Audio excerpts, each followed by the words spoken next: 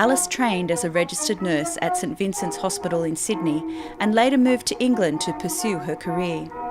When World War I broke out, she signed up with the British Red Cross and in July 1915 joined the Queen Alexandra Imperial Military Nursing Service Reserve.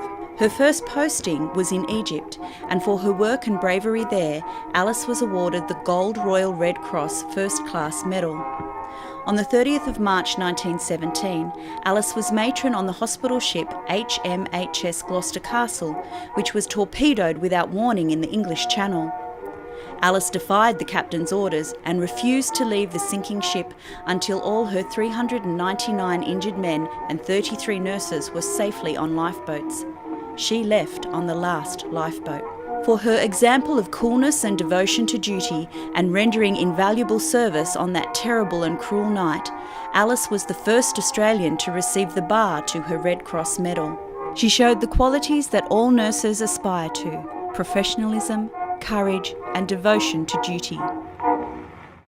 When the association became aware that Alice Cashin was buried in an unmarked grave at the Woronora Cemetery in the Sutherland Shire, we decided we would do something about that wasn't a suitable arrangement.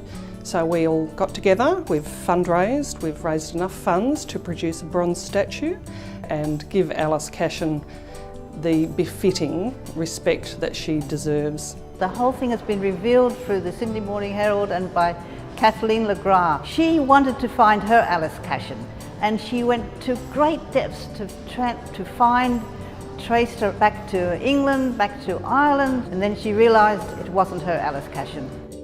It's such a beautiful project that I was very eager to take part and to be able to create a purely historic garment. We've been talking through corsetry and fabric choices and the design of the costume. Sleeve shape or collar style or materials available all become really important. Lynne was very forward with a lot of information that she had in the lead up to now from the War Memorial, from England, from various different military and nursing associations. I was invited to be involved as the model for the Alice Cashin bronze statue, basically because we think I'm a similar size. Given that we're making something from 1915, you look to the years before that to find out what was going on and what they were looking at in fashion and what they liked and what was available. Wool would have been used from a military point of view because it's warm, it's cool, it's fire retardant, and it's readily available at that time. There's a little bit of cotton used through the collar, particularly to get the white starched stiff collar that they had in those days, and Bronwyn as our milliners using a linen for the veil. It's a really nice job to do, an exact replica of a World War I piece. I've done a lot of period reproduction work, but this one's extra special because it's got such a personal story behind it. It has been a challenge because of that level of historical accuracy and knowing that each of these nurses back in the day were told what the uniform looked like, but then they got to go choose their own dressmaker. So every nurse's uniform was actually a little bit different. Alice was a very brave nurse and she showed that in her preparation for the possibility of her ship being bombed. And she made her nurses, all of the sisters, prepare every night by wearing warm clothes to bed. They had to wear their uniform. They had to have a lamp by the bed in case they needed it during the night. And she goes into great detail about the preparation involved in such an incident, and then it did happen. It's a real privilege as a nurse today to read her history and her story and share it. I'm wearing this medal here on my left today. It's the first class Royal Red Cross medal with the bar, and Alice was the first Australian nurse to be awarded such a medal, and we're really pleased for Alice's family to have provided these genuine medals for us today to use for the model, and they will be on the statue in the cemetery as well. We're actually acknowledging that she existed and what she did. We're celebrating a fantastic life. Today I welcome you as we gather to officially open the Alice Cashin Memorial in honour of all the nurses who served and who continue to serve our country. Alice Cashin was a remarkable World War I nurse, died on the 4th of November 1939. After a requiem mass at St Bridget's Marrickville Catholic Church, she was laid to rest in the grave directly beside this very special place. This memorial of Alice is a symbol for all nurses and midwives who have stood by us in times of war, hardship and joy.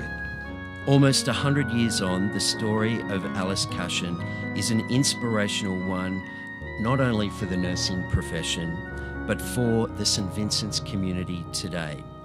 God certainly, may I say, was looking over her when the ship in which she was travelling was torpedoed by a German U-boat, but they were saved. She tended to all those men on the hospital ship. Her own account of that near-death experience is held in the Australian War Memorial in Canberra. Alice's story will also be featured in a new exhibition on World War I at the NSWNMA Memorial in Hyde Park, opening in October 2018. She is a perfect representation of not only her own life, but also that of nursing staff who support the military and give service to this country every day. She ensured all 400 wounded were safe in lifeboats before climbing aboard the final raft herself. This act of heroism to me tells me the type of woman Alice was. And being an Australian woman, she clearly had the Australian strength, resilience, discipline and compassion for others to have had the successful career she did. She never stopped caring or nursing. As Florence Nightingale wrote in her famed notes of nursing, every woman is a nurse, as every woman mainly cared for the sick and family members, lest we forget. And today we give thanks for those people like matron Alice Cashin, whom you send amongst us to set before us the example of being selfless in their life and calling. She was an amazing woman who was here with an unmarked grave, and by circumstances of family and an amazing reporter, and our incredible Lynne Ridge at the Nurses Association, today we come together to honour her with an amazing memorial. We're very fortunate to be here today to acknowledge her contribution to the Australian society. She will forever have a well-loved place in the history of modern Australia and be an inspiration